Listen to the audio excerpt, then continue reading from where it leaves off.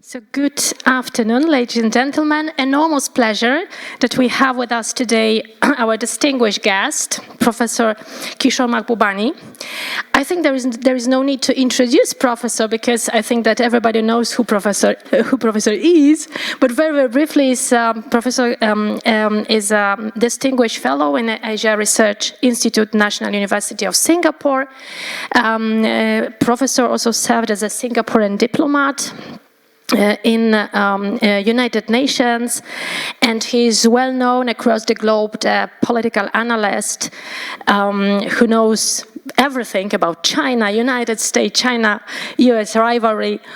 So we would like to talk about these issues and other topics. I would like to say that the meeting is public, so no Chatham House rule. And we would like to now give a floor to Professor for his keynote speech. And Professor, if you don't mind, I would like to ask you to focus on what is in our title, which is Interdependency of Strategic Situation in Euro-Atlantic and Indo-Pacific area. Because this kind of topic is very hot topic here in Central Europe, in Eastern flank of NATO, that we have war in Ukraine because of Russia's invasion. We have rising tensions in Indo-Pacific, in Asia, in Taiwan Strait. There is some kind of alignment between China and Russia. So how you could see this interdependence between those, let's say, two theaters? Because in our perception is, well, at least in Central Europe, it is to some extent a one theater. That we have a Ukraine and Russia, we have China and Taiwan, and we have a cooperation between China and Russia, and both Europe and Asian countries, well, to some extent depend on the US as a security guarantor. So I would like to ask you if you could feel a little bit like a Central European person, how to see this interdependence and how to deal with this interdependence that we have. Russia as aggressor, we have China, which supports Russia, we have United States, and how to also make us secure, bearing in mind that for the United States, Asia is the most important region and China is the biggest threat. So I will pass the floor to you for the keynote speech, and then we will talk about this topic, but also I would like to talk about this book, which is really, really interesting. Has China won? But firstly, I will over to you and talk about this interdependence, if I may. Sorry, is this working? I have to. Yeah, I think that. Okay. Well, thank you, Justina. I hope I pronounced your name correctly. Anyway, I'm very, very happy to be in Poland. I've never, as someone who was a diplomat for 33 years, I've visited dozens of countries, but I was always very surprised. I'd never been to Poland, never been to Warsaw. So arriving in Warsaw is a source of great joy to me. I feel that I completed a very important item on my bucket list to visit a very important country here in Europe. And I'm also happy to be with you, to share with you Asian perspectives on the world, because if I have one very simple message to you all, it's very, very simple. Asia looks at the world very differently from the way Europe looks at the world. So, you have European perspective, and then you have an Asian perspective. And so this is just a factual point. The total population of Europe is, let's say if you include European Union, only members is about 430, 440 million people. The total population of Asia, as you know, is over 4 billion people, 10 times bigger. And I emphasize that because the biggest shift that is happening in this century is that the 21st century will be the Asian century. And that's why it's very important to understand Asian perspectives. You mentioned my book, Has China Won? Actually, that's not my latest book. My latest book actually is a free book. You can download it, Google and it's published by Springer Nature in Germany. And I want to tell you one story so you understand what I'm trying to say. When Springer Nature published a book in January 2022, I asked the publisher how many copies should be downloaded of a free book of essays, and they said, well, you should try and hit a target of 20,000 and it'll be very successful. Well, instead of 20,000, as of last week, there have been 3.27 million copies downloaded in 160 countries. I mention this to you for only one reason. The world is psychologically preparing for the Asian century. And to prepare for the Asian century, you've got to understand how Asians think. And by the way, my first book was actually called Can Asians Think, which I published in 1998. So anyway, so let me explain to you how Asia views the world differently. But I'm going to begin with a simple true story. 30 years ago, at the end of the Cold War, there were three major growth centers in the world. Of course, the United States of America and North America, and then you had the European Union, and then you had East Asia. These were the three big growth centers. And we figured out that what was missing is that Europe and North America are very close links, as you know. Transatlantic ties are very, very close. They were close then, they are close now. And at the same time, links were developing between East Asia and the United States. And what was launched as an effort to bring East Asia and United States together was APEC, Asia-Pacific Economic Cooperation. Now, the first APEC summit was held in Blake Island, Seattle in November 1993.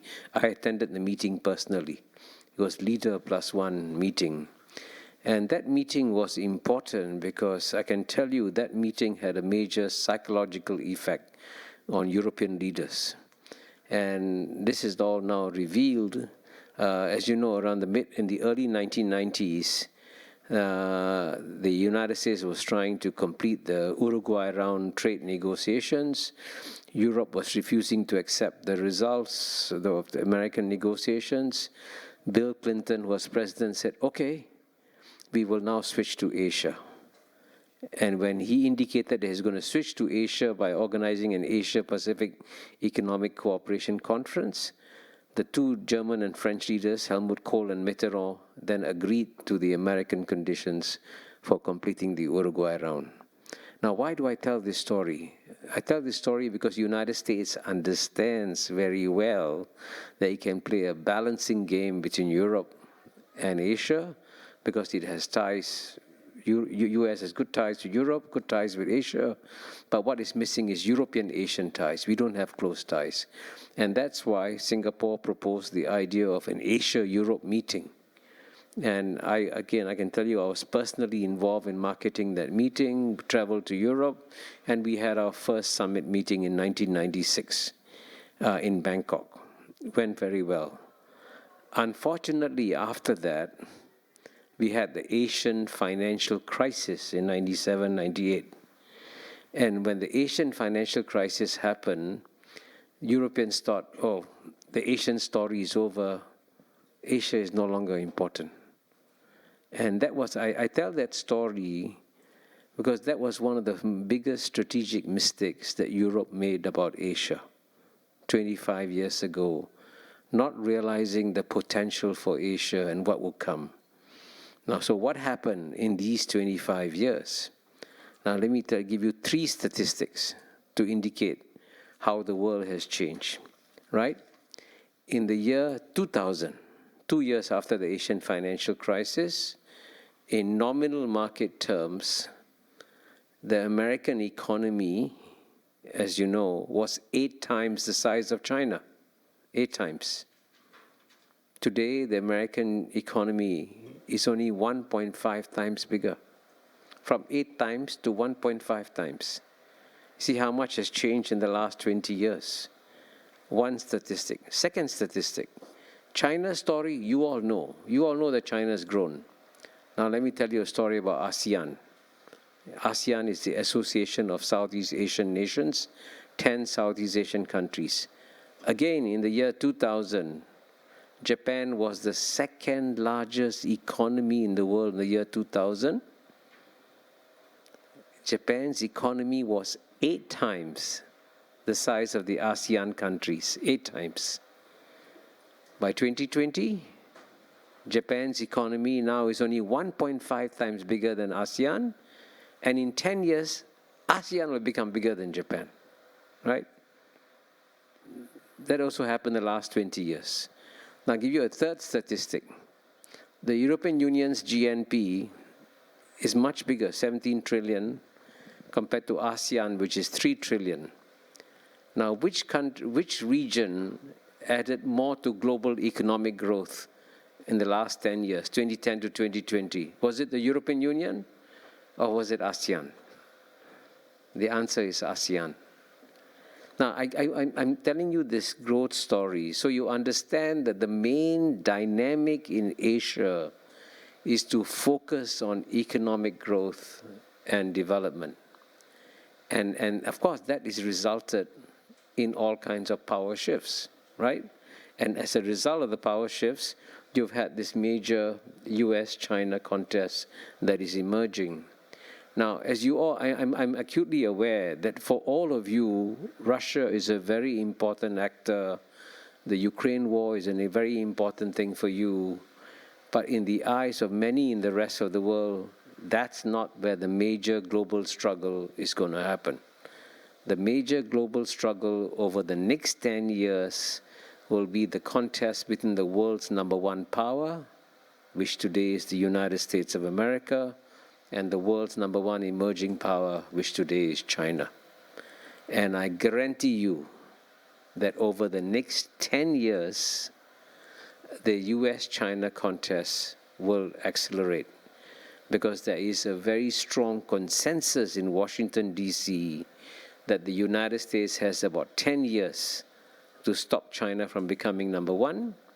And so it is going to go all out to do that. And that's why United States has launched a trade war against China. That is why United States has stopped supplying advanced chips to China. That is why the United States is curtailing American investment in China. So that will be the major struggle that will happen over the next 10 years. So what are the Asian countries focused on? They're focused on the US-China contest. And what is the position of the Asian countries on the US-China contest? Now, many of them, as you know, have close ties with the United States. Some of them have close ties with China. But the vast majority of Asian states, if you ask them what their position is on the US-China contest, they'll tell you they want to preserve good ties with the United States and they want to preserve good ties with China. And most Asian countries are not taking sides in this contest. This is certainly true of the 10 ASEAN countries. And what is significant about ASEAN, you should also know this, is that ASEAN was created as a pro-American body. In fact, when ASEAN was created in 1967, both China and the Soviet Union denounced the creation of ASEAN. They said this is an American imperialist organization. Now, what's interesting is that this American imperialist organization, ASEAN, is not taking sides in this contest and has made it very clear to both US and to China. Actually, the one leader who's made these things very clear is the Prime Minister of Singapore in a speech he gave at the Shangri-La Dialogue and in an article he wrote in the magazine Foreign Affairs. So over the next 10 years, what will obsess the Asian countries is how they manage this US-China contest. And of course, they're trying to persuade both sides to try and reduce this contestation with each other. I think this is also going to create a major strategic dilemma for Europe, because you got to decide where you stand on this US-China contest. And I can see why, because of your traditional links with the United States, you'll want to move closer to United States. But then at the same time, if you look at the economic side, where the growth markets are going to be, they're going to be in China. But not just in China. Because one of the other significant changes that has happened in the region is that there has been massive integration of the economies. And the trade within the region has exploded, right? And if you want to know how much it has exploded, let me give you two statistics. In the year 2000, notice that I keep referring to the year 2000 because I think that's about the turning point where many significant things happen vis-a-vis Asia. US trade with ASEAN was 3 times China's trade with ASEAN in the year 2000. US trade was 135 billion, China's trade was only 40 billion, less than 1/3 that of United States. By 2022, last year, US trade with ASEAN had grown significantly from 135 billion to 440 billion. 3.5 times increase. But in the case of China's trade with ASEAN, it increased from 40 billion to $975 billion. That's almost $1 trillion. That's the world's largest trading relationship. It's bigger than the US-EU trading relationship. United States and European Union are much bigger economies. But you do less trade than China and ASEAN does with each other, which is amazing. Now, the reason I mention that is that one reason why countries don't want to take sides in this US-China contest is because the economies are becoming integrated. And if you don't, if you try to cut yourself off from China, you're not just cutting yourself off from China. You're cutting yourself off from an ecosystem that is becoming deeply integrated with each other. And that's going to be the dilemma for the European Union, where it stands. And I'm aware that there are divisions within the European Union. I know that President Macron and Chancellor Olaf Scholz are very keen to preserve their ties with China. But I also know there's some resistance and some criticism of them for doing that. But that's a decision that Europeans will have to make. So at the end of the day, just to sort of briefly summarize my remarks, what I want to emphasize is that for the Asian countries, the last 20 years of growth have been among the best 20 years of growth, but the next 30 years will be even better. So the growth prospects in Asia will be phenomenal. And that's what the region wants to focus on. The major disruption is going to come from the US-China contest. And most of the Asian countries are saying, we don't want to get involved. That's your fight. You stay out of it. And therefore, we will therefore end up in a situation where the European Union and the Asians will have a very different view of how to manage the next 10, 20 years. Professor, thanks a lot for your speech. But to be honest, I have several questions. But to be honest, I'm not completely agree with you in a sense that I would be very surprised if you agree with me. Okay. So let me ask you several questions referring to what you have said. First of all, you said that, of course, the Asian countries are focusing on the economic and social development, and economic situation will be better. The Asia would be number one. The world is preparing for Asia century. So my question is about this situation in China. Because, and also reading your book, I think that there is a kind of a change in China that I agree with you. You wrote this book a few years ago, that there is a kind of a social contract in China that a party or Xi Jinping government provides society the economic development, and there is a kind of of a deal, and they could have this political system. People are pretty happy, and so on and so forth. But I have an impression that right now is a kind of a change of this contract, that this focus is on, in China, not on economy and economic development and social well-being, but mostly on the security issues. You know, I'm talking about this zero COVID policy, especially in the second hard lockdown, the economic problems that China is facing right now. The good example is this real estate crisis. Also, the fact that party decided to not to publish the data of youth unemployment. So this is the question: how the impact of China's economic situation may have on China and on Asia, also in this rivalry between United States and China. And also, as you said, that there is a kind of a dilemma in Europe when it comes to looking at this China-US rivalry. I think to be honest, there is a kind of a consensus that we should cooperate with the United States, and that China is to some extent a challenge or even a threat. Of course, we do not to decouple. There is right now the de-risking slogan that we would like to, what we would like to have is to focus on strategic dependencies when it comes to our security issues. So I think in that sense there is no dilemma. And the last point, and also I would like to ask you, because of course for us right now the most important thing here in Europe is the war in Ukraine because of Russia's invasion. So how to deal with China, and also how to communicate with the Asian countries with China, because China, from our perspective, supports Russia. So if China supports the aggressor, and Russia is the biggest threat, how to cooperate with China and how to cooperate with the countries that do not have a very clear view when it comes to this invasion. I know that it's not a major topic in Asian countries, in ASEAN countries, but from my understanding, it's because it's aggression, it's a violation. UN Charter is a black and white situation that you could not be between.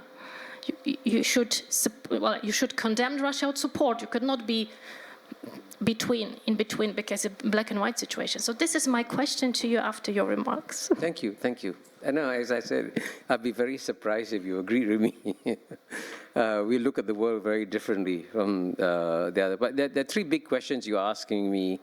Number one, is the China growth story over? Number two, what are Europe's strategic interests? And number three, how do we factor in the Ukraine war? These are the three big questions. Now, the first question is the China growth story over. I always, whenever I speak to any audience, issue a commercial warning that never trust the Anglo-Saxon media on China. Because if you use the Anglo-Saxon media to understand China, you will get a very distorted perspective. And if you're interested, I can email you 20 years of headlines from major Western newspapers, including The Economist, saying, is China about to collapse? Is China about to collapse? China's story is over. It's 20 years, consistently. So this is what is happening now. But I'm not talking about the collapse. I'm not. I don't want to be so extreme about collapse. But the economic problems that China is facing. Let's say. Yes. But you see, you're only hearing one side of the story. Do you know that last year, China overtook Japan to become the world's #1 automobile exporter? How come a country that is struggling becomes the world's #1 economics exporter? Did you hear that in the scientific journals, in Tier 1, peer-reviewed scientific journals, which country is now producing the largest number of peer-reviewed scientific papers in the world? Used to be United States, today is China. So what we Asians notice, China has got massive problems. But China has always had massive problems. China is the largest country in the world. The largest country in the world has the largest problems in the world. So yes, there are problems with the way they manage COVID. I think they handle COVID the exit from COVID very badly. They make mistakes. I mean, no country is perfect. Every country makes mistakes. China has made lots of mistakes too. The question is, can China learn from its mistakes and overcome it? And I can tell you that the Asian countries have decided that the China growth story is continuing. And they're going to be part of it. And they're going to integrate with China. So all the problems you mentioned, right? For example, the real estate crisis, they will solve it. It may take a few years, but they'll solve it. And don't forget, China still has the world's largest foreign reserves, $3 trillion, which they can do a lot with. You know, they have all kinds of resources. And the Chinese have developed a very pragmatic way of managing these issues that they do. So this year is a bad year for China, 2023. Maybe they'll have 1 or 2 bad years. They'll come out of it. And remember, they only have to grow at they've been growing at 8-9%, right? For the last 30 years. They only have to grow 4 to 5%, and then they can overtake the United States. So it's a question of the overall perspective. And anyway, I can assure you, if I come back here in 5 years' time, you will find that my predictions are right and the Anglo-Saxon media is wrong. I can confidently predict that. See? Now, the second point about Europe's strategic interests. Now, one point I always emphasize is that geopolitics is a very cruel business. If you try to inject moral values into geopolitics, you always get into trouble. Because it's all at the end of the day about interests that drive countries. Now, you mentioned this, the Russian invasion of Ukraine is illegal. That's absolutely clear. I was ambassador to UN for 10 years, and I know what makes a war legal and what makes a war illegal.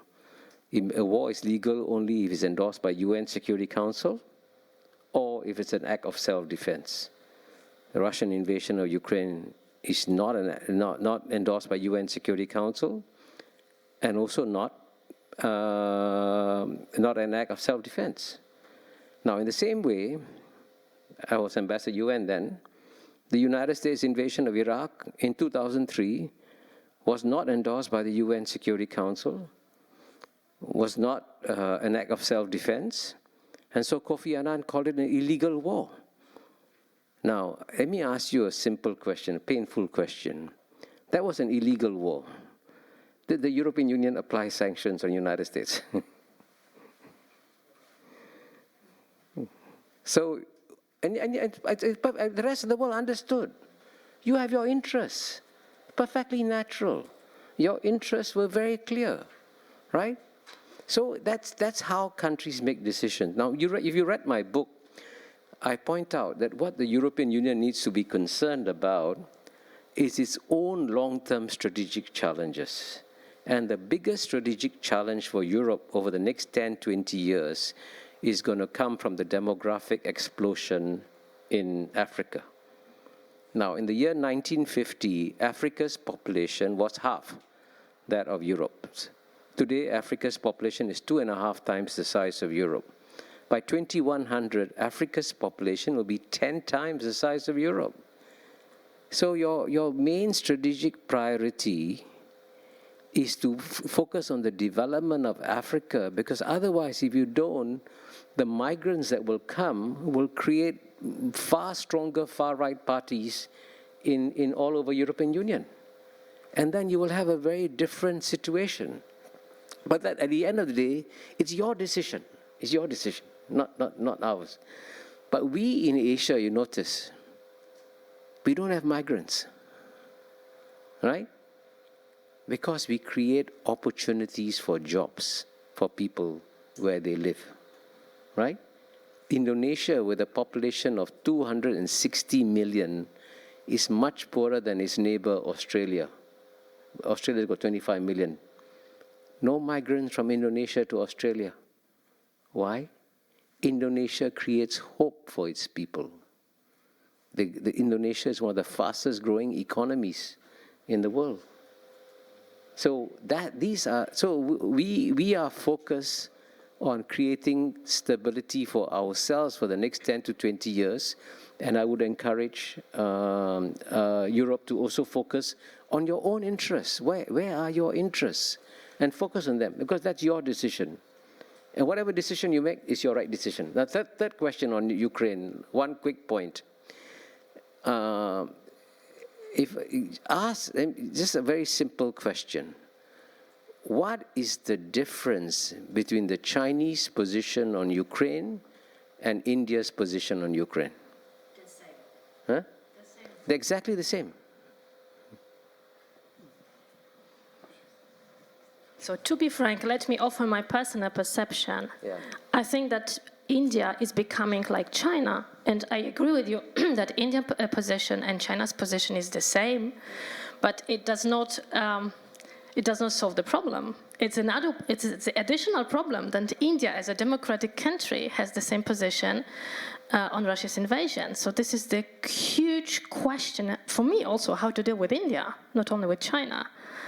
But let me add, I predict over the next 10 years, the United States will court India ferociously. I predict that, despite its position on Ukraine. Well, the reason I say this, geopolitics is a very cruel game, unfortunately. I wish it wasn't. I wish that my predictions that I made 30 years ago didn't come true. Unfortunately, they keep coming true. Professor, can I refer to your response to my questions about this China's situation, economic situation, and you said that we have access only to the Anglo-Saxon stories. To be frank, it's very difficult to have access to the Chinese information, you know. As a China expert, for years, I have an access to this database of China's articles in Chinese. I remember that I went to China, and I have to buy a kind of a card with some kind of code, and I could download the articles. Right now, it's impossible. A few years ago, it was very expensive. Right now, it's impossible. So, you know, it is also the problem with us that China is, in that sense, is not open country that I could not even download without asking my friends in China if they could help me, you know. So this is the problem of the access to the information. That is very difficult to have access to the information from China, and also talking to Chinese experts right now, they are also using, in my understanding, official talking points. You know, it's difficult to have the conversation, which could be a little bit, let's say, critical about situation in China, some critical about the government. So this is also the question that maybe you're right, maybe it's a better situation in China that we think that we have problems to have an access to the information. So this is one issue. The second one about this situation and this Russia's invasion, and you said about Iraq and the United States. Well, I have an impression that it is that what you have said is whataboutism. Okay, I agree. We may criticize, but we are in a 20 years later, and Asian countries using the same, and China is using the same argument. What about war in Iraq? What about situation in Afghanistan? So let's go a step further and say, okay, there was a mistake. It was a mistake. We shouldn't do that. So maybe why we should also say, but what about? It's like a whataboutism. Don't you think that we should be pretty clear that is okay, it's an invasion, and so this is my question. And to be frank about our interest in cooperation with Africa, and so in your book you wrote that we should cooperate together with China when it comes to Africa. Well, generally speaking, yes, I know that we should, as a Europe, cooperate with Africa, and it's not a question.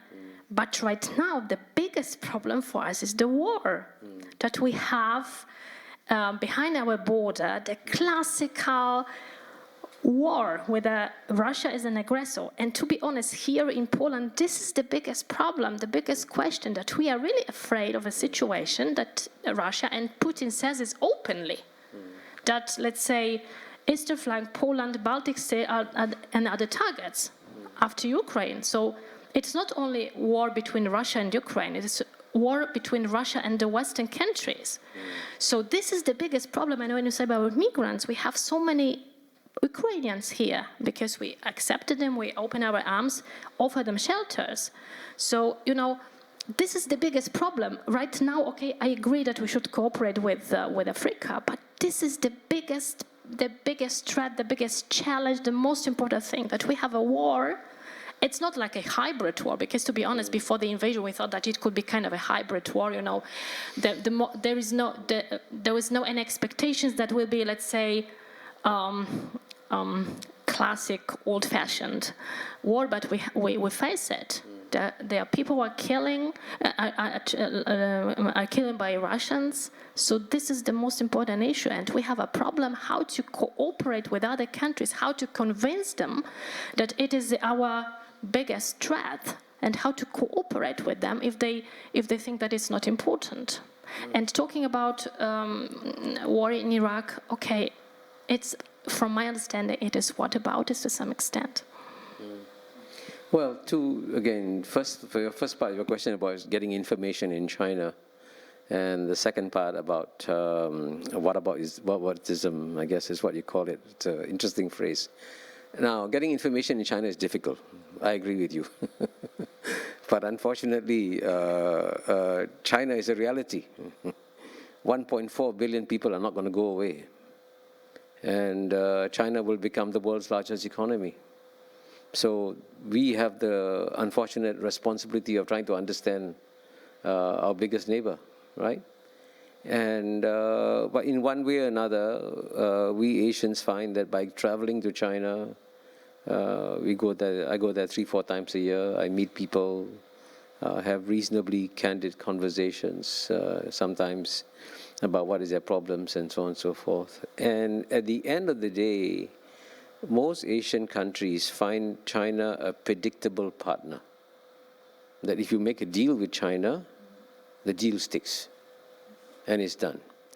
And also, the world's largest free trade agreement was launched in January 2022. It includes, ASEAN countries proposed it, 10 ASEAN countries. It includes China, and includes 4 allies of the United States: Japan, South Korea, Australia, New Zealand. So you can see that in Asia, we take a very pragmatic view of these things. If it works, we do it.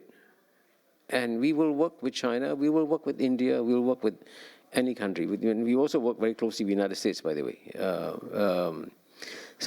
And in fact, the United States has invested more in ASEAN than it has in China, Japan, South Korea, India combined. So we have close ties with both. So that's our approach, is to be very pragmatic, focus on our interests, and then we carry on.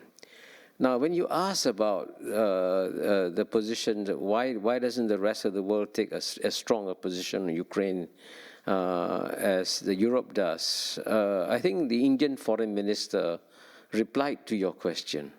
Do you remember what he said? He said, I'm quoting the Indian foreign minister.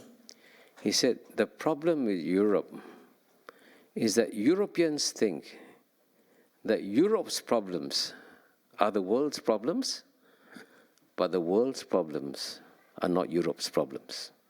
So he said, for example, why did you all run away from Afghanistan? You spent so many years there. The West just abandoned Afghanistan, and then the region has got to pick up the pieces. He says, why isn't Afghanistan important? So I think it's important for Europeans to show some degree of sensitivity to the interests and needs of other people, including the interests and needs of people who are much poorer than Europeans. And I would say exhibit A is the Africans, right? Now, as you know, in Asia, 3 countries have imposed sanctions on Russia: Japan, South Korea, and Singapore. 3 countries. But the rest of Asians, no sanctions on Russia. Among Africans, no African has imposed sanctions on Russia. Among South Americans, no country in South America has imposed sanctions on Russia. So I think you should ask yourself, why are they not doing so? And the simple answer is that they have their own needs and concerns and interests. They have their own problems, their own challenges they have to deal with, right? So I think you should show some sensitivity, because Europe at the end of the day makes up less than 5% of the world's population. There are 95% out there. The remaining 95% have their own concerns and interests, which are very real also. And in the case of India, as you know, India's main priority now is to focus on growth and development to eliminate poverty in India. And one way they're doing it, when the prices of oil went up, as you know, India went from buying 1% of Russian oil to buying 20% of Russian oil because they had to keep their economy growing. And but what's shocking is that India is now exporting some of its Russian oil to Europe, and Europe is buying it. And these are examples of the pragmatic decisions that are made. So I think it is very, when you talk to the rest of the world, don't give them a black and white view of the world, because the world is very complex and very nuanced. And if you can engage the world and understand these complexities and these nuances, then you will understand this. And you know, as you know, even in the case of Poland also, I don't know whether I should mention this. The latest development came as a big shock to me, right? I mean, it was, when I read that, I said, cannot be. Didn't Poland say that they will stop supplying weapons to Ukraine? Yeah, but that's what came out in the media. But it's also true that you've had a big fight with Ukraine. No, but the whole world read it. You know, it's amazing. Yeah. Yeah. Okay, so yes, I will open the floor to you, but I have one additional question to Professor, because you said that, so my question is, because you said about the African countries, Asian countries, that they have own interests, India has an own interest, that of course we are focusing on our problems in Europe, and we should not think that the whole world will be focusing on our problems. But so I have a question about something which is called the food security. Because there is, as Ukraine as a producer of grain, and now, of course, there is a debate here in Europe, but don't you think that we should explain to the, let's say, other countries that, for example, the problems with the food that they are facing with the supply after this invasion is because of Russia? Because I have some understanding that what the countries, not non-European countries, think, that they do not see that Russia is an aggressor, and what is happening after the aggression, which is detrimental for those countries, is because of Russia, not because of Ukraine or Europe as Europe. So, you know, this is a kind of a logical problem for me, that many countries, they have pretty good relations with Russia. They have its own interest, but at the end of the day, the problems they have, for example, with some food deliveries, is because of Russia. You know, so this is the problem for me: how to convince them, and how to explain it. So, because after this discussion and what you said about the perception in Asia, in Africa, so it means that international does not matter. We can break the law, if you like, and we say, okay, we have our own interest. UN Charter does not matter. You know, for me, there's a problem, because for me still, okay, I'm European, I'm in Poland, I'm in a country that shares border with Ukraine, that is still black and white situation. especially when it comes to the aggression. It's not like, you like the country or not, or you do not like, but it's, so this, and the one additional, and I open the floor, I promise. You said that for Asian countries, China is a predictable partner. So what about some kind of, let's say, China's, activities in the South China Sea, for example, the militarization, then land reclamation, the kind of, I know it's not an ASEAN country, but what about this coercion against Australia? What about the, let's say, China's activities around the Taiwan? What about this kind of activities that China is doing, which are not, let's say, or just security related, to be honest, and not, and China is, because to be honest, in Europe, for example, in Central Europe, very important moment was that we started to rethink our perception of China to some, for example, a coercion against Lithuania. China's coercions against Lithuania is a kind of a new mode of coercion because China decided to weaponize the supply chains. So I'd like to ask you about this question. I will open, and then I will open the floor to our audience.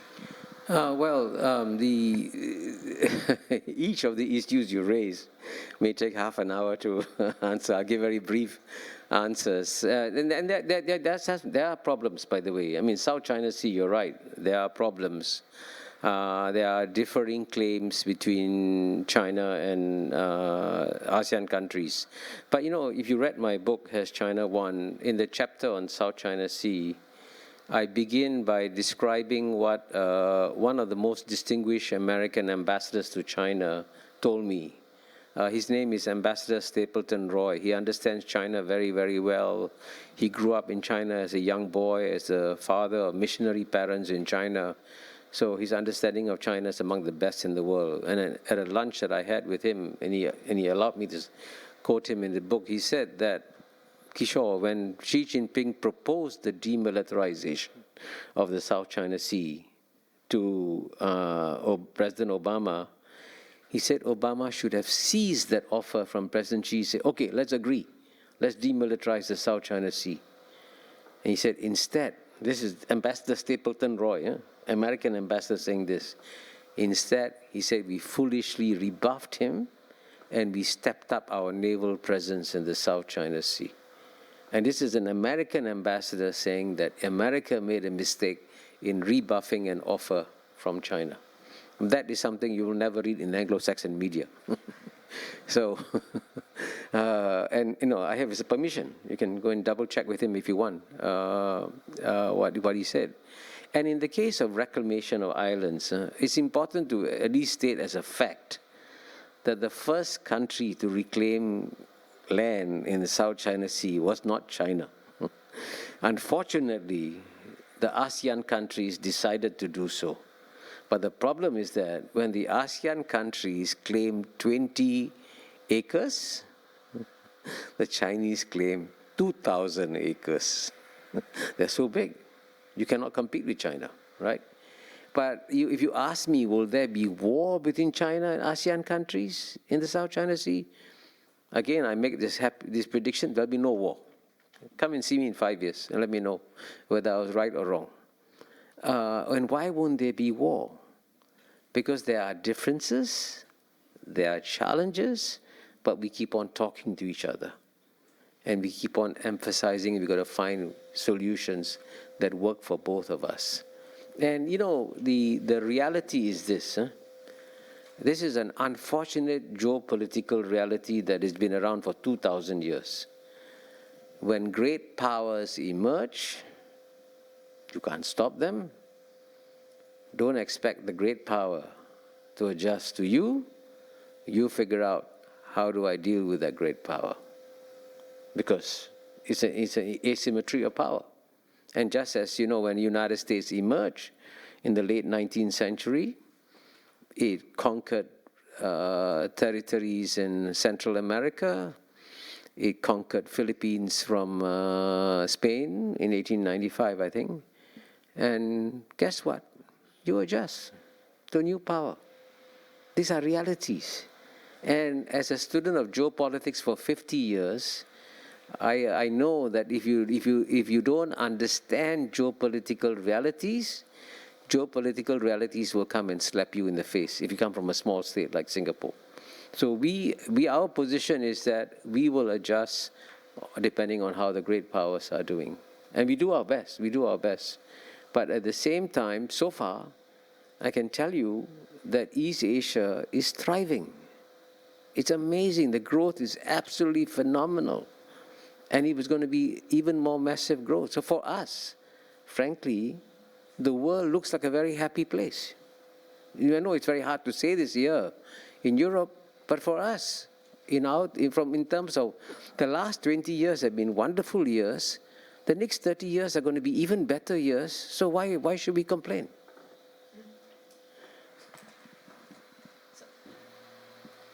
The last question, I promise. So you said that you do not expect the war in Asia, so what about war between Taiwan and China? The last question, I promise. I confidently predict there will be no war between. Let me call it the Taiwan situation. Let me explain it in a simple paradox. On the one hand, Taiwan is the most dangerous place on planet Earth. Now, it is the most dangerous place because it's the one issue that can bring United States and China to war with each other. But on the other hand, the chances of war across the Taiwan Straits over the next 5, 10 years, very low. So now I open the floor. Oh my goodness. Pani doktor Bonikowska, potem Patryk, potem pan I Marcin. Good morning. Thank you for having this opportunity. The Center for International Relations, a think tank here. My field is European studies, so I look at the world very much from the EU perspective. I have one comment and two questions to you. First comment is what you said about Iraq. It was a very tough issue for Europeans, and it was, widely discussed if this war was right or not. However, I would have doubts that you can really compare it to what Russia did with Ukraine, because Russia just invaded Ukraine. In the previous case, United States made a lot of efforts to build an international coalition. It was actually an international coalition, even if from the UN perspective, there was the UN resolution. Russia didn't do anything like that. I don't remember any talks with any country that Russia wanted to mobilize to attack Ukraine because of some danger or something what happened there. Ukraine just invaded a neighbor. So that's a comment, because my question would be, what would you do in the similar situation in Asia? Imagine that China, because it's a superpower, invades, I don't know, Vietnam or any other country. Forget Taiwan because it's a very specific case, but a neighbor. What would you do? Being a diplomat, what would be a right reaction? And it leads me to question number 3. How do you see the world in 21st century? Because you described the 19th century world, very classical, but we are 200 years ahead. Did we learn anything from what we've done in the past? Even from the case of Iraq, do we want the world to be like this? You've described that a superpower emerges, then it can invade whoever he wants or they want, and then we just adapt to it. Where is then your career in the UN? Where is all what you've done as a diplomat to create a multinational world order? If we just back to the square one. Well, excellent questions. The first one, what would we do if China invades Vietnam? No. Singapore. Of course, we will condemn it. I mean, it's very clear. How you issue a statement saying that the invasion is illegal. That's what you do. But at the same time, I'm glad you mentioned China and Vietnam, because China and Vietnam, as you know, fought a major war as recently as 1979. I'll tell you a simple, true story. In 1985, I went to give a speech in Columbia University. And at that time, Singapore and Vietnam were at loggerheads, because Vietnam had invaded Cambodia, as you know, in 1979. And Singapore opposed the Vietnamese invasion of Cambodia. But when I went to give the lecture at Columbia University, there were 3 Vietnamese diplomats sitting in front of me whom I knew, So I said, oh my God, I'm going to talk about Vietnam. The Vietnamese diplomats are there. So I said what I said about China and Vietnam. I said, it's not surprising that China invaded Vietnam, because China has invaded Vietnam many times over 2,000 years. In fact, Vietnam was occupied by China only 1,000 years. Vietnam was occupied by China 1,000 years. So, huh? Yeah. So you understand how complicated the relationship is. You see, one thing that hasn't come up here is history, by the way. Because when I answer your second question, you'll see the return of history in many ways. And so what I said in the lecture, I said it's not surprising that China invaded Vietnam. It's not surprising that the Vietnamese army pushed back the Chinese army. Not surprising. Vietnamese fight very well. But I say Vietnam made one mistake. In the past, whenever a Chinese army invaded Vietnam and the Vietnamese rebuffed the invasion, the first thing the Vietnamese emperor would do was to send a delegation to Beijing bearing tribute and say, I'm so sorry we defeated your army. And then to my surprise, I said the mistake that Vietnam made in 1979, they didn't send a delegation to apologize to China. And the Vietnamese diplomats went. So, there's a long history. And believe me, to become the leader of Vietnam, they say, you must be able to stand up to China. And to become the leader of Vietnam, you must be able to get along with China. If you cannot stand up and get along, you cannot become leader of Vietnam. And Vietnam, by the way, is going to become the next most successful state in the world. Right? Vietnam has a very difficult neighbor, China. But I guarantee you Vietnam is going to succeed. And Vietnam is going to succeed by being incredibly pragmatic in the way it manages China and US and others. So in life, you are never given simple, easy choices. That's not what our lives are about. In our lives, we get difficult choices. And Vietnam has got many difficult choices, but it's managing them very well and doing a very good job of it. Now, on the second question about the United Nations, I serve as ambassador to the UN for over 10 years. I absolutely believe that the future lies in strengthening the United Nations and strengthening multilateral rules, multilateral norms, multilateral processes. And if you read this book, Has China Won?, I begin in the beginning part of the book, I quote from a speech that President Bill Clinton gave, Bill Clinton. In 2003 in Yale, he gave a speech. What did he say? President Bill Clinton said, if we in the United States, if we're going to be number one forever, then we can do what we want to do. We can do it. We're number one. Then Bill Clinton added, but if we can conceive of a world where United States is no longer number one, then it's in United States' national interests to strengthen multilateral rules, multilateral norms, multilateral processes, multilateral institutions. Bill Clinton was giving wise advice to the United States. Unfortunately, the United States has not listened to him, sadly. I've written another whole book explaining on global governance, explaining why it is in the United States' interest, Europe's interest, our interest, to strengthen multilateral rules and norms, because that's the best way of managing the world that's coming. But do we do it vis-a-vis Russia if we just accept what we made? Well, in all these things, it takes time. The Vietnamese invaded Cambodia in 1979. And you know what they said? Our invasion is irreversible. 10 years later, they were gone. Thank you.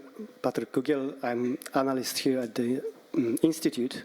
I have two questions. First, concerning the role of the European Union in the Indo-Pacific. As you know, the EU has adopted its strategy towards the region 2 years ago. It is kind of similar and convergent with the view of ASEAN countries, which underlines the inclusiveness and cooperation, etc. So my question is, how do you see the role and utility of stronger EU engagement, European Union engagement in the Indo-Pacific or Asia-Pacific, as you like?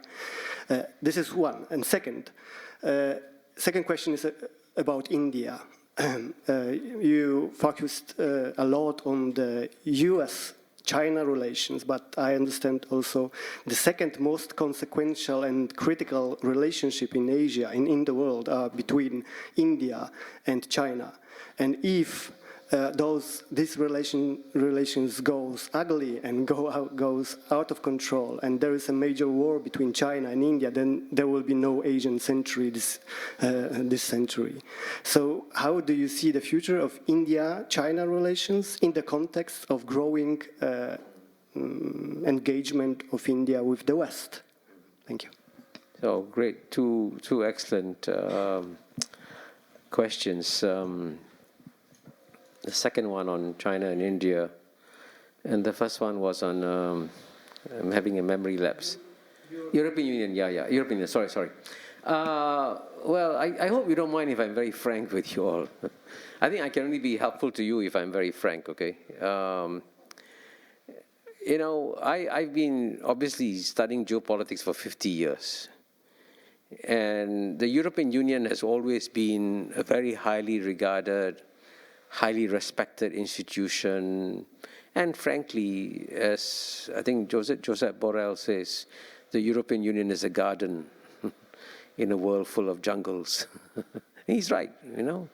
You have a wonderful life in Europe, you have a good life, comfortable, mostly peaceful, you know, in your own countries. No two European Union states are going to war. That's amazing, you know. So you have created a wonderful garden. And I would say this garden was very highly respected in the world.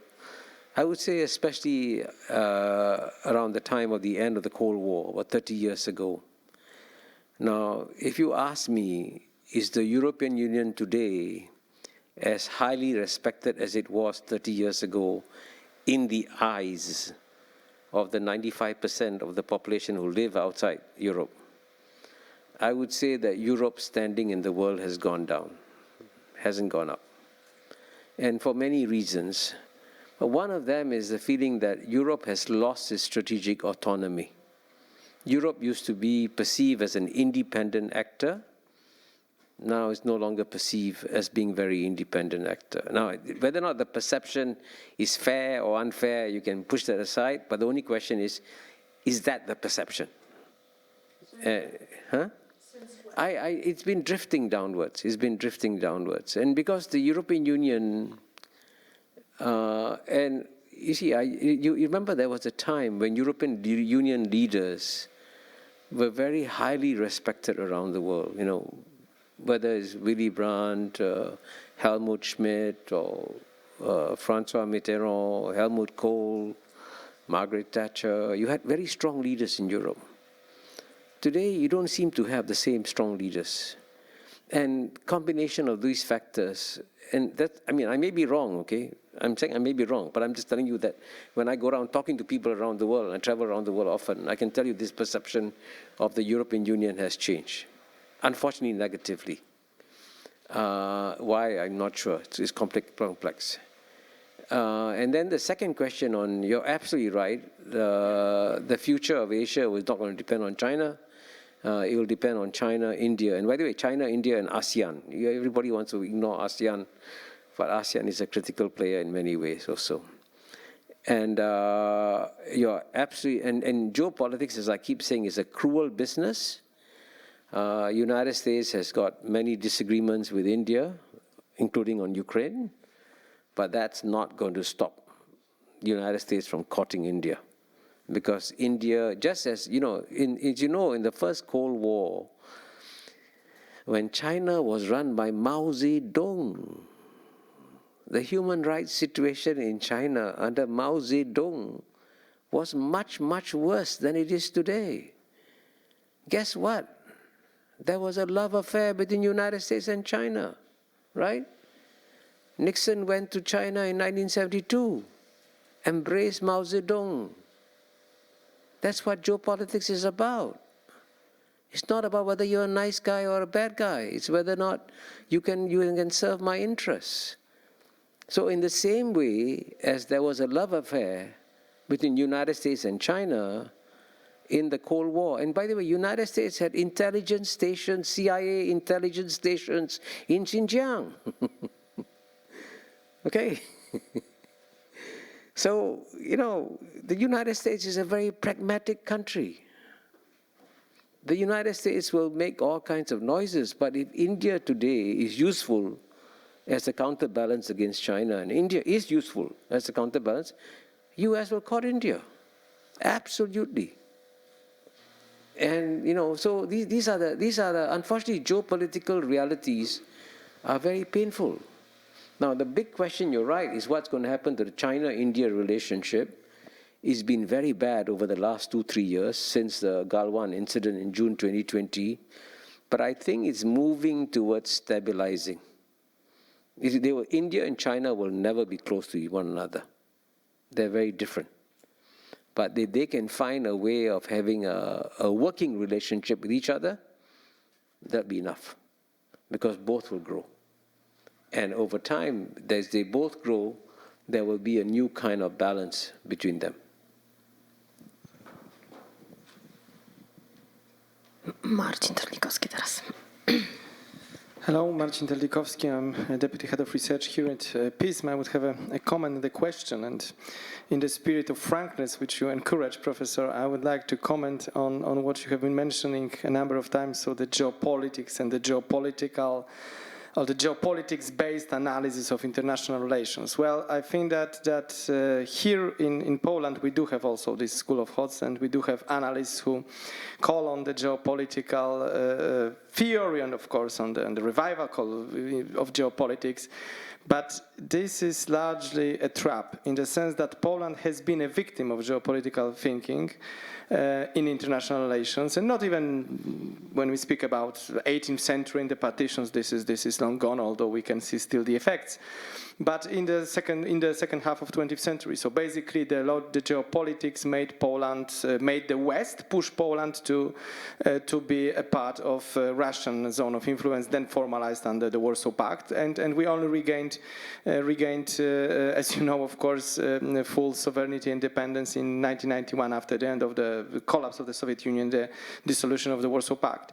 So the comment is that basically the geopolitical thinking which you presented, particularly with regards to the approach to powers, great powers, will not fly in Poland, will not be understood in Poland, of course, with all the respect to your analysis, simply because the belief in let's say, definitely by the majority of political elites, and I would also argue that the belief of the majority of public opinion, which is somehow even interested in international politics, is that when you border a big power, you have to break its imperialism.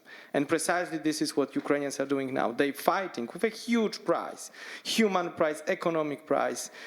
They are fighting against a power because if they accept geopolitical reasoning, they won't ever be fully sovereign. They won't even be allowed to arrange their future in NATO, in EU, as they want. And we believe the same. So geopolitics here is you may encounter it in this kind of thinking in different meetings which you have had or will have, that here simply we believe contrary. You don't adjust to the great powers. You need to show great powers that they have red lines, and the red lines are not only values but basic principles of international law, which say that you don't meddle into internal affairs, which say that you have the freedom to choose alliances and vectors of your foreign policy, this regardless of what the big power thinks. This is a comment.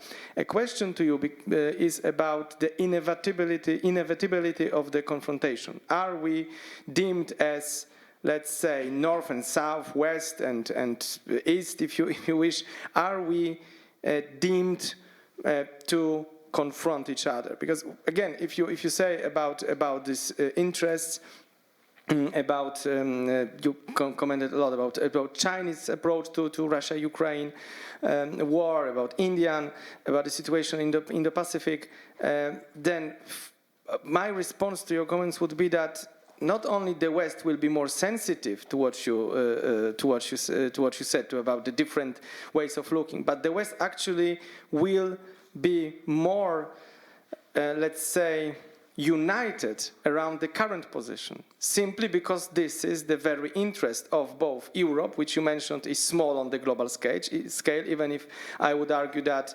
trade-wise, investment-wise, particularly the transatlantic link is the biggest link in the world still, and will remain like that for some time. But simply because Europe is relatively small, at least demographically wise, and definitely militarily wise, it will continue to be allied to the US. And the transatlantic alliance, together with partners and US allies in the Indo-Pacific, with like-minded countries, with Japan, South Korea, Australia, New Zealand, this will be the alliance which will stand up for the rule-based international order and will not take the sensitivities which you call sensitivities as regards, I know, 2003 Iraq, 1999 Kosovo. We all know heard it.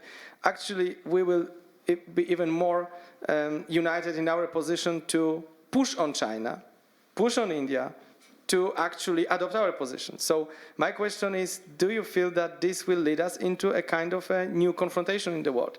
Because I can't see us, particularly here in Poland, but also Europe, also the US, at least speaking about the current administration, opening to this kind of reasoning that, Ukraine is just like Iraq, so let's forget about it. And if this is the case, then the confrontation is the only result. Do you think so? Thank you. Thank you. I must say, I'm really glad that you're all being very frank. I appreciate that. It's better to have a frank discourse. And on this geopolitics thing, I should explain that when I describe what is going to happen, it doesn't mean I approve what's going to happen. I'm just saying, my job and the lesson I learned, see, Singapore is very blessed as a country. Singapore has been the most successful country in human history. When I was born in Singapore, we were a poor developing country. I lived in a house without a flush toilet. I was put in a special feeding program when I was 6 years old because I was technically undernourished. Now I'm overnourished, you can tell. And our per capita income was the same as Ghana, $500. But our per capita income has gone from $500 to $91,000, one of the top 5 in the world. So I have traveled a long journey in my life from really, really bad third world poverty to now enjoying a higher per capita income than most European countries. How did that happen? One reason why it happened is because the leaders of Singapore were brutally realistic. We cannot change the world. The world will change. When the world changes, we adapt. It may be difficult, but we will adapt.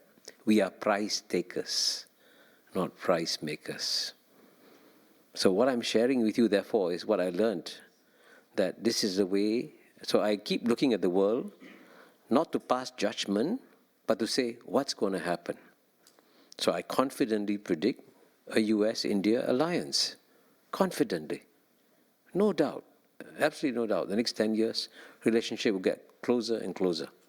Because for geopolitical reasons, counterbalancing. Just as the United States went to China and so on and so forth. Now, I appreciate the incredible trust you have in the US-European Union alliance. But remember, at the end of the day, the job of American leaders is to take care of American people. Right? And you already had one Donald Trump that said, make America great again. I would say the chances, doesn't have to be Donald Trump. The chances of a Donald Trump-like president coming again is a real possibility. And then it's a different America you're dealing with, right? No matter what you say, you cannot transform that kind of president. So it'll be a different. So we must therefore understand the realities, what's going to come, right? We have benefited enormously from the strong United States presence in East Asia. It's been a huge gift to us, huge. We appreciate it, and Singapore creates facilities for the American Navy in Singapore, right? So these are the realities. That's all I'm saying. Now, your question to me was about the. I was responding to the comment. Your question was something else, right? Confrontation. So, like, is it... Oh, yeah. My answer to you is no. The answer is no. Very simple. There will be no East-West confrontation. There will be no North-South confrontation. The world is becoming smaller and more interdependent as a place. And I don't think, in fact, I actually predict that realities will force us to find ways and means of collaborating even more. And for example, so far none of us has mentioned the common global challenges like climate change, right? Climate change cannot be fixed by the United States alone, fixed by China alone. US and China must work together. So there are some areas where they'll be forced to work together.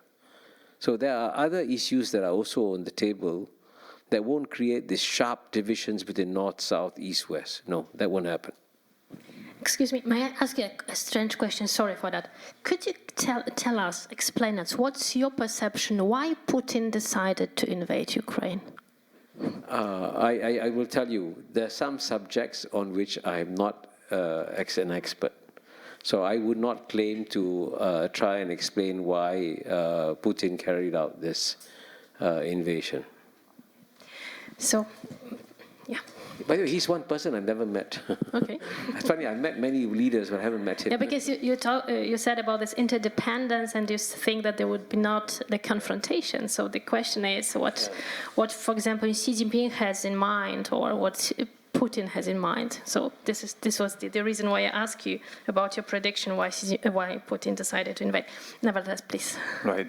Tomasz Augustyniak, I'm a correspondent in South and Southeast Asia for the past decade, now based actually in Bangkok.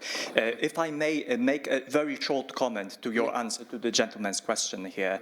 Well, what you said about Singapore and its strategy of dealing with great superpowers, particularly with China, of course, might be right for Singapore from my perspective, which is a city-state of 6 million inhabitants, but might not be actually quite right for other countries or the European Union for that matter. And this is my view as a person who deals with Southeast Asia. But getting to the question, I guess that will be one of the final questions, if I'm not mistaken. So I would like to ask you to convey the message yet again, your main message to all of us, because what I understood so far is that, well, you have been trying to convince us that Asia is some kind of monolith. The picture that you have been painting for the last hour or so of Asia is that how we Asians deal with China, what is our approach to global affairs, and so on. And you have made quite a few, I'd say, oversimplifications, things that were not factually correct when it comes to how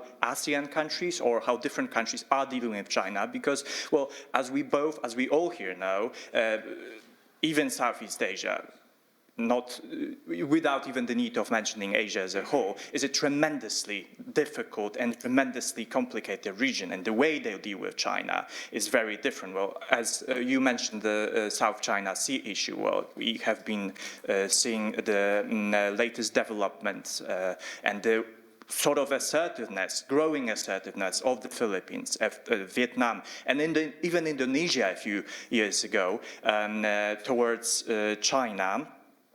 And then different things when it comes to the relationships between China and India. Well, I do disagree that India's and China's relationship with Russia is just the same, or the approach to the issues in Ukraine, because obviously India is a thriving democracy, putting aside all the problems that they have. Different relationship with Russia, very different potential, and less, I guess, of an imperial thinking about the world and what the world ought to be than China. But then the question is, do you see any alternative for us, for the Europeans, in the way we should deal with Asia, Asian countries, perhaps other Asian powers. Well, you mentioned ASEAN, mostly Indonesia, I guess that's the country of the largest potential. But the way we could deal with Asia differently, not necessarily adjusting, as you said, to whatever Chinese interests might be, but looking for different other alternative paths. Unless you are trying to convince us here that we should actually adjust to China and accept that what Professor Bonikowska said, that 19th century type of an order when there is one power or a couple of global powers and they decide and we small countries adjust. Thank you. Well, yeah, lots of points. First, you said, you're right, Singapore is a very small city-state, 6 million, 5 million people actually. But Thailand's population is 70 million, Vietnam is 100 million, Indonesia is 260 million, and I would say that Thailand, Vietnam, and Indonesia follow a very pragmatic policy towards China. No, yeah, but yeah. In fact, I completely agree with your point, and I'm glad you made it, because the one point I forgot to emphasize is how complex and diverse Asia is. Asia is the most diverse continent on planet Earth, by far. China and India alone are so different from each other, very different. I mean, I know, I'm Indian, right? I'm not Chinese. And they're very different societies. I mean, what works in India doesn't work in China. It's very different.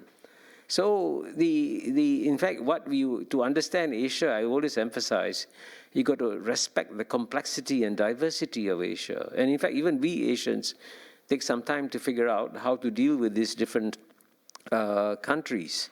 But I would say that overall, when I say that the Asian countries are being very careful and pragmatic, I think that's a fair description. All of them. And by the way, including even the allies of United States. You notice that under the new government in Australia, they have quietly tried to improve their relations with China. And successfully, by the way. Prime Minister Albanese and Foreign Minister Penny Wong have done a good job in terms of restabilizing the China-Australia relationship. How are they doing it? They're doing it pragmatically, like the other Asian countries. So, and the Asian countries don't have a black and white view of the world. You know, nothing is black and white. Nothing is that simple. Everything is very complex and that will be nuanced. Now, you're right about Asian countries having lots of problems. Of course they do. But at the end of the day, if you look at the tremendous economic growth that ASEAN has done, I mean, how did ASEAN go from having an economy that is 1/8, right, or the size of Japan, to being about 80% of Japan in 20 years? That's a remarkable transformation, right? And it's carrying on. The growth is continuing. So the Asian story of growth is, I would say, it's an inspiring story, because it's quite remarkable how different societies are succeeding in different ways, even though they all have internal problems, by the way. Okay, Malaysia has got internal problems, Thailand's got internal problems, but still they keep growing in one way or another. And that's the story of Asia. So I don't want to give the impression that Asia is a monolith, that they follow the same ways. And you're right, among the ASEAN countries, some have closer ties to the United States, some have closer ties to China. That's also a fact. But at the same time, we don't align with one or the other. We may be closer to one, maybe closer to the other. And ASEAN is a remarkable body, because it is, if you look at ASEAN in slow motion, it looks like a crab. It takes one step forward, one step backwards, one step sideways. It looks very confusing.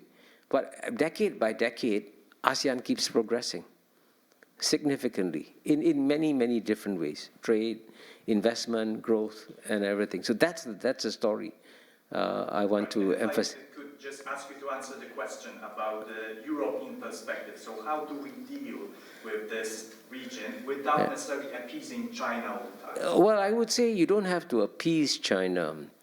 But I would say at the end of the day, the decision has to be made by Europe, you know. And if you ask me what should Europe do, I would say that be as pragmatic as the Asian countries. But you may decide not to be pragmatic. You may decide to take a strict moral stand, and you have a right to do so. No problem. You should do what you want to do, but you should also be ready for the consequences of what you do, because you will find that the vast majority, there are 193 countries in the world. Now, let me give you another statistic. The United States has campaigned in all 193 countries, telling countries, you must not join the Belt and Road Initiative, right? And of course, many European countries haven't joined. Perfectly natural. Many Europeans haven't joined. Perfectly natural. But out of 193 countries, 140 countries have joined. Now, is that a signal of something? Is that a signal that maybe the world wants to get along with China and not isolate China? And you take Brazil, for example. Brazil is much, much closer. Brazil is a big country, right? 200, 300 million people. It's much closer to the United States geographically. Now, 20 years ago, it took Brazil 1 year to export $1 billion to China. Today, it takes Brazil 60 hours to export $1 billion to China. And the Brazilians tell me, you want me to give up my biggest market? Why should I do it? And Brazil, which has traditionally been close to the United States for so long, has decided to have an independent policy. It may be wrong, but that's their policy. But you can also make your own policy, and I would say you should feel free to do what you want to do. No one should stop you at all. Well, just look at 17+1 and what's happening in the relationship with Central Eastern Europe and China. Well, certainly not every country has the same interest, even with that game with China. So not every country has felt these some sort of perks, let me say, from dealing with China very closely. And the Italian comments recently have been quite China. But this is not the question. This is okay. Thanks a lot. Because we have to finish our conversation in, well, to be honest, 3 or 4 minutes. But I would like to give a floor to Daniel, who is our expert on Ukraine.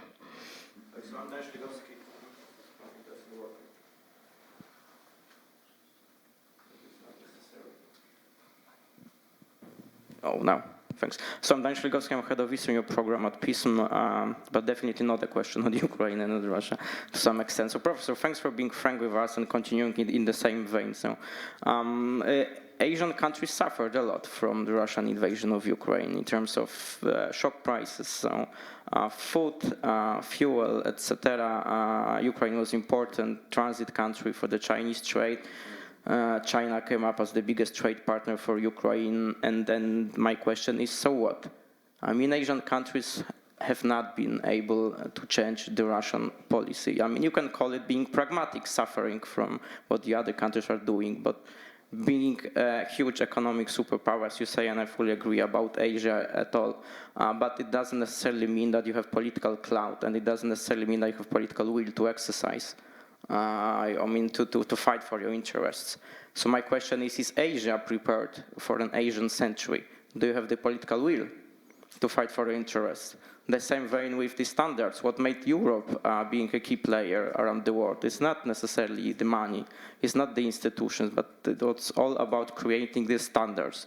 The word standards in terms of production, trade, etc. You are saying that Asia is the most diverse continent in the world. Do you think that 40+ countries, being so diverse, can come up with the unified standards and trying to somehow, thinking geopolitically, impose them around the world? So is Asia prepared for being, for the Asian century? Yeah. Well, thank you. Thank you very much for asking that question. Because I haven't given you all much good news, so let me give you some good news for a change. The good news is that the West gifted the 1945 multilateral system to the world, right? At the end of World War II, United States and Europe came together primarily and wrote the UN Charter and set up all kinds of organizations like GATT that became WTO and so on and so forth. Now, the good news I have for you is that I think most Asians love the 1945 order. The rules-based order is what has enabled the Asian century. Why has China become the world's #1 trading power? because of WTO rules. It's after China joined WTO in 2001 that China became such a powerful trading actor. So China wants the rules to continue. And by the way, all the Asian countries would like to strengthen the multilateral system that has been created by the West.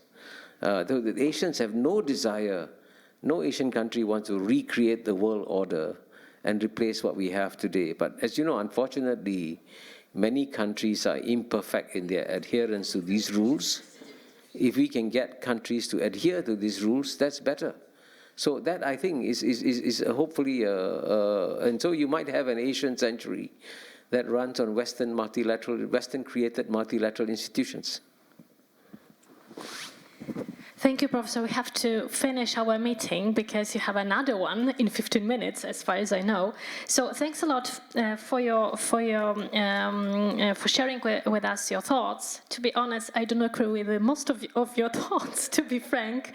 And what I would like to, this my understanding is that what you presented us is to like a Taoist approach, that you would that we should adapt to the changes, but you know, to be as a pole, as a country which was erased from the map for 123 years, and knowing what is going on right now in Ukraine. So it's not only that we should adapt, but we should fight for our identity as a nation. So it is what is going on in Ukraine.